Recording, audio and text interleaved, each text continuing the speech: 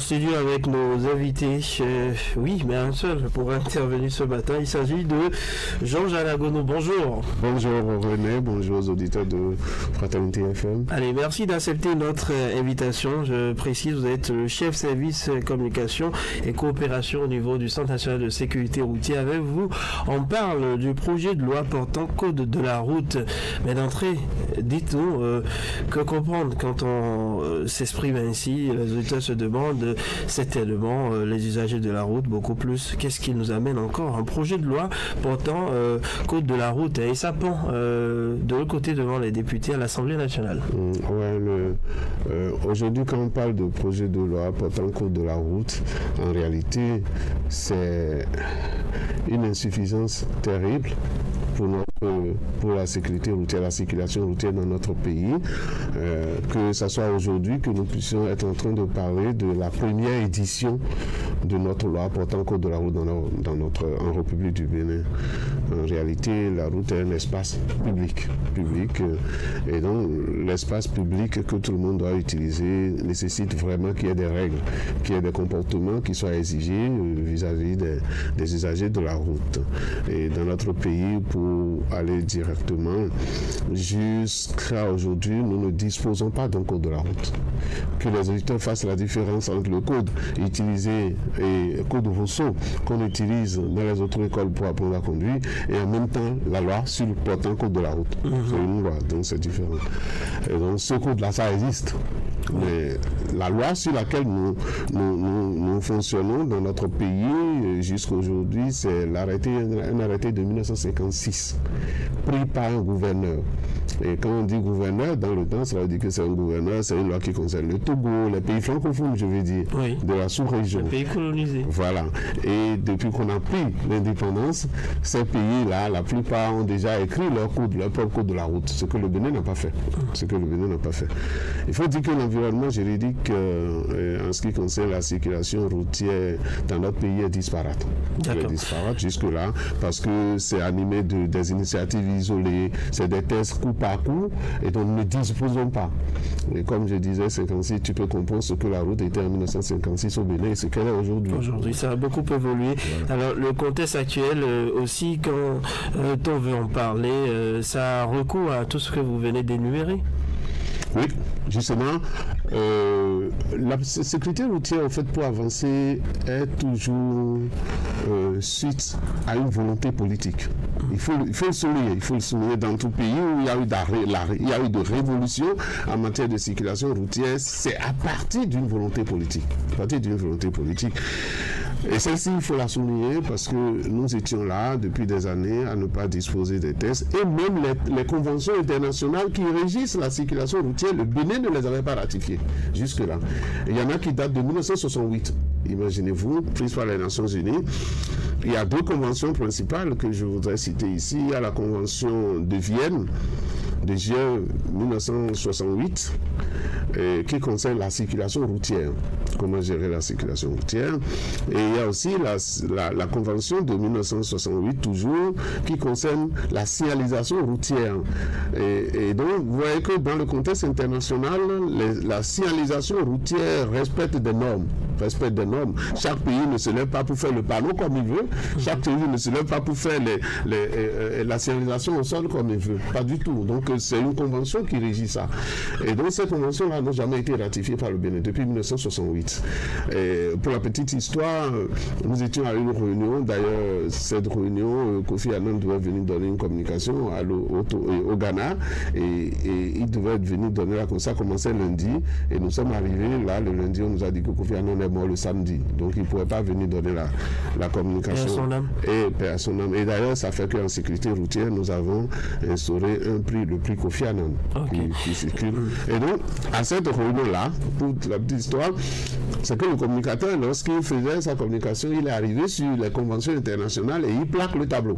Et quand il a plaqué le tableau, c'est que vous allez voir que au Bénin, c'est zéro. Donc on a ratifié aucune convention. Alors que dans d'autres pays, quand vous allez au Nigeria, à Abuja, Quand vous rentrez tout de suite dans la salle de réunion, ils ont mis la liste des conventions qu'ils ont ratifiées jusque-là. Vous savez, des conventions comme ça, quand vous ne les ratifiez pas, même l'immatriculation sur les véhicules dans votre pays ne sont pas garanties. Parce que ça fait partie de la convention qui dit que quand un pays choisit telle immatriculation, un autre n'a plus le droit de choisir la même immatriculation. Vous voyez ce que je veux dire? Et donc, le risque qu'on courait. Donc, quand le monsieur il a déroulé ça, nous étions j'étais avec mon collègue quand vous y étiez, et puis le directeur Omer Adoukounou, et quand il a présenté le tableau, on a commencé par se regarder. Et quand on est sorti tout de suite, le directeur dit, faites une fiche dès qu'on arrive et qu'on puisse lancer. Effectivement, on a fait quand on est arrivé. Et c'est ça que je dis par rapport à la volonté politique. Lorsqu'on a fait, ça n'a pas traîné, c'est parti au Parlement pour les conventions, et les deux conventions, le chef de l'État a pris des décrets pour les ratifier tout de suite. À côté de ça, il y a la charte africaine pour la sécurité routière. Ça aussi, le chef de l'État, dans la foulée, a pris des décrets pour ratifier tout ça. Ça fait que pour la charte africaine, le Bénin était le 8e pays. Et peut-être que nous on a donné le temps, parce qu'aujourd'hui on en est à 13 ou à 14. Il faut 15 pour que la convention, la charte africaine entende. Alors, vous avez parlé d'une volonté politique. En même temps, vous nous dites que on n'a pas ratifié assez d'accords. Avant leur arrivée. C'est depuis ce moment que ça existe. Alors, est-ce que cette volonté politique avec le régime du président Patrice Talon aujourd'hui, elle est manifeste? Est-ce que vous sentez cela? Moi, je dis souvent, la première cause de mortalité routière dans notre pays, c'est la vitesse. D'accord? Et pour lutter contre la vitesse, il faut faire quoi? Vous savez, les radars au Bénin, avant 2016, il n'y avait que le CNSA qui en disposait de, surtout dynamomètre automatique. Aujourd'hui, on n'en avait qu'un seul. Et avec la police, on se démerdait avec ça. Mais tout de suite, quand le chef de l'État est arrivé, la décision a été prise de dire mais c'est pas possible, il faut doter la police de radars automatiques. Ça a été fait. Et aujourd'hui, quand vous roulez à Cotonou, ou même sur le territoire national, vous avez toujours tendance à lever le pied. Parce que vous vous dites, où est-ce qu'ils sont? Je ne sais pas. C'est cela. Parce qu'on dit, la paix du gendarme, c'est le début de la sagesse. À partir du moment où les gens savent que les radars sont posés dans notre pays, ça dit que parfois je rigole, quand vous quittez le toit rouge pour aller vers le commissariat central, plus personne ne roule. On ne met plus le pied parce qu'on sait que le radar est là. C'est cela ce qu'il faut faire. Et ça, c'est de la volonté politique. Mais sur le plan réglementaire, parce que comme je vous ai dit, l'environnement, je disparate, le chef de l'État, vous savez, l'homme des réformes a dit maintenant que vous avez fini vous avez fait ce qu'il faut sur le plan international, et sur le plan national, où est-ce que vous en êtes? Nous avons dit on tourne sur le texte de 1956. Il dit c'est pas possible. Vous devez sortir le code de la route pour le Bénin. Donc nous avons travaillé longtemps, il faut le dire. Parce que regardez le texte de 1956 sur papier. Parce qu'il y avait la numérisation n'existait pas à ce moment-là. Donc nous avons dû travailler méticuleusement pour pouvoir numériser d'abord le texte, saisir phrase par phrase. Nos collègues ont vraiment travaillé. Et après, le texte étant prêt, on a commencé la procédure. Parce qu'il y a des séminaires à faire, il faut associer les différents acteurs de la sécurité routière pour voir est-ce qu'on est d'accord. Donc nous avons fini ça. Et il y a la commission de la législation au ministère de la Justice qui est presque dernier filtre en quelque sorte. Et le test est passé. Et donc, il était prêt pour que le test puisse être envoyé au Parlement. Il faut le dire, je le précise, parce que sur radio, hier, on m'a demandé est-ce que c'est pas à cause du drame de Dassa? J'ai dit non, pas du tout. Vous avez vu le processus que j'ai décrit. Tous ces étapes qu'il faut franchir avant que le test ne soit prêt pour test de loi. Donc, nous avions déjà fini, même le séminaire avec la commission de législation. Nous avons fini ça vers mi-2022 par là. Le test était prêt. Mais qu'est-ce que le gouvernement nous a dit après? Il dit, la sécurité routière, ça concerne la vie des Béninois. Et si nous allons prendre un test, il faut que le test soit pratique tout de suite. Que nous puissions l'utiliser tout de suite. Alors, à partir du moment où le gouvernement a exigé de nous que nous puissions écrire tous les tests d'application possibles par rapport à la loi. Et que dès que la loi est votée, elle soit pratique tout de suite parce que les tests d'application seraient déjà prêts. Ils ont promulgué tout de suite. Donc promulgué, vous voyez, donc c'est innovant. Alors, et donc pour le nouveau code... Georges Alagonou, on peut parler maintenant des fixations de principe. D'accord. Alors, par rapport à ce code toujours. Voilà, quand vous écrivez un nouveau test, vous voyez, est-ce que dans l'ancien test, est-ce que vous avez pris des trucs? Est-ce que l'ancien test est justement, la sécurité routière a des principes. Et donc, certains principes liés par exemple à la circulation routière et aux usagers de la route, ces principes-là ont été réaffirmés dans le nouveau texte, dans le nouveau code. C'est par exemple la signalisation, comme je vous l'ai dit. La signalisation de la route, c'est réaffirmé. La vitesse, tout à l'heure, vous verrez qu'on a travaillé beaucoup là-dessus. Les stationnements. Vous voyez, il faut que les tests soient collés à son temps. Et en même temps, vous voyez ce que les stationnements déjà créés sur nos routes. Donc nous avons mis ça, intégré ça dans le nouveau test. Le croisement au Bénin, quand vous voulez croiser, les gens ne savent pas qu'entre les deux véhicules qui veulent se croiser, il y a une distance qu'il faut respecter entre les deux véhicules. Et non seulement ça, que dans la nuit, vous ne devez pas utiliser certains éclairages pour pouvoir croiser les gens. Vous ne devez pas le faire. Aujourd'hui, les gens sont en phare. Même quand tu le fais pour dire tu es en train d'oublier, ils s'en fichent parce qu'il y en a qui sont spécialistes.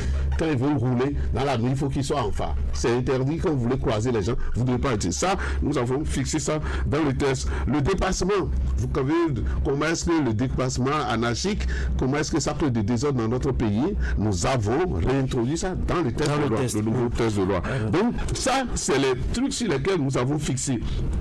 Nous avons parlé de la mise en consommation des véhicules dans un pays. Vous savez, un pays n'est pas ouvert. Et chacun prend n'importe quel véhicule, il l'amène. C'est pas comme ça. Il faudrait que ça soit réglementé et que nous puissions strictement suivre la mise en consommation des véhicules, l'homologation et tout ça dans notre pays. Et on n'avait pas de tests là-dessus. Le nouveau code a donné les principes. Quelles sont les caractéristiques qu'il faut respecter dans le nouveau code? On a ça. Nous avons réglé les permis les questions de l'enseignement du permis. Oui. L'enseignement du permis, on reviendra là-dessus parce que ça fait partie des innovations. Désormais, le permis doit être enseigné à l'école. Le permis doit être enseigné à l'école à partir surtout au niveau de secondaire jusqu'à l'université, d'ailleurs depuis le primaire. Et comment est-ce que ça va être enseigné? Qui sera en charge de ce volet-là? Le code a précisé cela. Le code a précisé cela. Donc, l'innovation, en quelque sorte, si je veux, vous pensez que j'aille dans le processus, je suppose que vous regardez déjà, c'est ça le principe, regardez. Non, les innovations, c'est que, vous savez, c'est le gouverneur. C'est le gouverneur qui avait pris le test et qui gérait tout dans tous les pays, dans nos pays. Maintenant, le gouverneur n'est plus là. Non, nous sommes là. L'arrêté de 56 parle encore du gouverneur. Okay. Bon, maintenant, dans le nouveau test, toutes les prérogatives, la compétence de la gestion de la sécurité routière revenait au gouverneur. Revenait au gouverneur. Aujourd'hui, ça ne peut plus être la même chose. Parce qu'aujourd'hui, nous avons le ministère cadre de vie et des transports en charge du développement durable. Nous avons le ministère de l'Intérieur. Et tous ces ministères ont des responsabilités en ce qui concerne la gestion de la sécurité. Donc nous avons décomposé la responsabilité du gouverneur et qu'on a partagé entre ces différents ministères. En ce qui concerne l'alcoolémie sur nos voies, nous n'avons pas de seuil légal dans l'arrêté 56. L'arrêté 56 parle de l'ivrognerie sur la voie publique. Alors que l'ivrognerie, vous comprenez, l'ivrognerie, quelqu'un qui prend une bouteille de vin et quelqu'un qui en prend 2 ou 3, ils ne sont pas dans le même état d'ivrognerie. Pas du tout. Vous voyez ce que je veux dire? Il y a le degré. Voilà, donc ils ne sont pas degrés, donc il faudrait alors répartir cela dans notre pays aujourd'hui. Jusque-là, parfois quand on contrôle, on suit un peu la législation française. Mais il faut que nous puissions nous approprier cela. Et donc nous avons essayé d'innover d'ailleurs dans le nouveau code.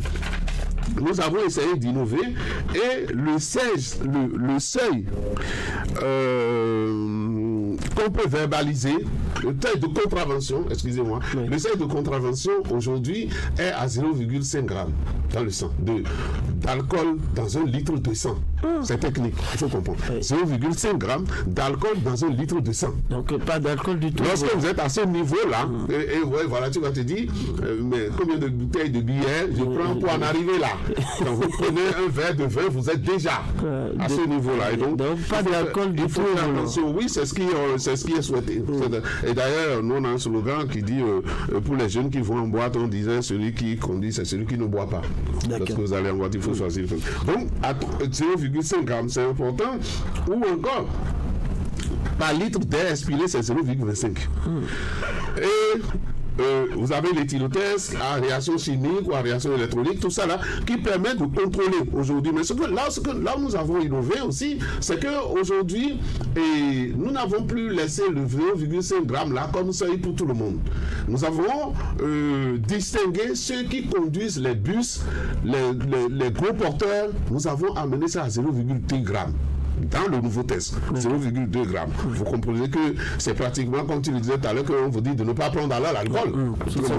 Vous voulez vous mettre sur la route. Mais nous avons aussi élevé le seuil délictuel. Le seuil délictuel qui est qu'aujourd'hui, si on vous contrôle et qu'on voit que vous avez jusqu'à 0,8 g dans le sang, eh bien, votre voiture est normalement immobilisée et vous passez devant le juge. Ce n'est plus qu'on fait contravention, vous payez sur place et vous partez. Non, si vous êtes à 0, nous avons amené des innovations comme ça. Quand vous êtes à 8 grammes, 0,8 g, eh bien, tout de suite, il faut qu'on immobilise le véhicule et que vous-même, vous puissiez passer devant le procureur pour que le procureur puisse décider de votre sort. Donc, nous avons aussi retenu certains principes de ce qu'on appelle les éléments de sécurité passive dans le véhicule. Nous avons retenu certains principes. C'est ainsi le principe de ceinture de sécurité. Vous savez, j'aime bien les Béninois quand j'arrive à la frontière à Ilakoji. Vous savez, porter la ceinture de sécurité est obligatoire au Togo. Et donc, vous voyez un Béninois, chauffeur béninois, il conduit, et il n'a pas de ceinture de sécurité devant toi. Et dès que vous traversez la frontière, tout de suite, il se met en ceinture de sécurité. Cela veut dire que le Béninois aussi peut, d'ailleurs, doit se mettre en ceinture de sécurité. Et bien, la loi est venue, le nouveau code qui sera voté très prochainement est revenu là-dessus. C'est maintenant dans la loi. Vous devez le faire. Nous avons parlé de sécurité. Nous avons parlé du dispositif de retenue des enfants. C'est extrêmement important. Lorsque nous sommes dans un véhicule et que vous voulez mettre vos enfants, il y a le dispositif de retenue qui est qu'on appelle le siège enfant, qui est obligatoire lorsque vous voulez transporter des enfants jusqu'à un certain âge dans votre véhicule. Vous savez, c'est devenu quelque chose à la mode, c'est tellement banal que les gens sont dans leur véhicule pour montrer aux enfants que voilà, on s'occupe bien d'eux, il est debout derrière son père, il est en train de lui parler ou il est à côté. C'est extrêmement dangereux. Donc désormais, le code revient là-dessus, c'est une obligation que vous devez mettre le dispositif de retenue d'enfants dans votre véhicule. Le port de casque, comme je vous avais dit, il y a des tests disparates qui existent, coup par coup. Non, désormais, c'est dans la loi, c'est retenu dans la loi que le port de casque à vélo est obligatoire. Donc vous voyez, ce sont ces différents éléments qui sont des nouveautés que nous avons retenu dans le truc. Et comme je parlais de l'éducation tout à l'heure, parce que vous savez, j'ai mon collègue qui a l'habitude de me dire, il semble que cette génération-là pour la sécurité, elle est perdue. Et donc il faut créer une nouvelle génération d'usagers de la route. Donc en fait, pour le faire, c'est qu'il faut commencer par enseigner l'enfant dès le bas âge. Comme vous l'avez dit. Voilà. Et aujourd'hui, ceux qui doivent s'occuper de ça, la loi l'a dit, le texte de loi l'a dit, ce sont les moniteurs d'auto-école. C'est leur spécialité en fait d'apprendre à conduire. Donc, nous avons dit le cours de code, ils doivent, chaque auto-école dans la zone où elle se trouve doit déterminer un quota d'heures que chaque semaine il doit aller donner dans une école. Ou dans un collège ou dans une université. Mais c'est obligatoire. La loi fait obligation aujourd'hui. Et on est allé plus loin. On a dit lorsqu'ils veulent renouveler leur licence, eh bien, ils vont présenter ce qu'ils ont fait comme service public, c'est-à-dire en donnant les cours de sucre là, avant de... Comme je parlais de l'essai de vitesse, ça aussi, je voudrais dire quelle est l'innovation que nous avons apportée. C'est que dans notre pays désormais, si quelque part la limitation de vitesse est à 30 km par exemple, et qu'on fait le contrôle, vous arrêtez, vous êtes à 80 km/h, cela veut dire que vous avez dépassé la limite autorisée de 50 km/h. Lorsque c'est ça, eh bien la loi retient que ça devient un délit. Ce n'est plus, comment on appelle, le radar vous contrôle, on vous arrête, vous payez la contravention et vous partez. Ce n'est plus ça. Si vous dépassez passez, si la limitation est à 50 km/h et qu'on vous arrête et que vous êtes à 100 km/h, et bien c'est que vous êtes dans la main. Vous voyez, vous me faites déjà la main. Je voudrais passer rapidement sur les délits. Oui, les nouveaux délits routiers. Voilà, je vais citer quelques-uns parce que ce que je dis souvent aux auditeurs, je dis, lorsque la loi sera votée, puisque c'est notre test, ce serait mieux que chacun puisse, tout conducteur puisse se procurer cette loi-là pour faire cela. Comme je vous l'ai dit, tout contrôle d'alcoolémie supérieure à 0,8 grammes, vous passez, c'est devenu un délit dans notre pays, délit routier aujourd'hui. L'excès de vitesse, j'ai déjà dit. Le stationnement et l'immobilisation de votre véhicule sur la voie publique devient un délit. Et ça, pour la petite histoire, vous savez que surtout pour les tricycles, vous avez un test ici, le meilleur prix test pour les de 18 ans, on ne veut plus les voir.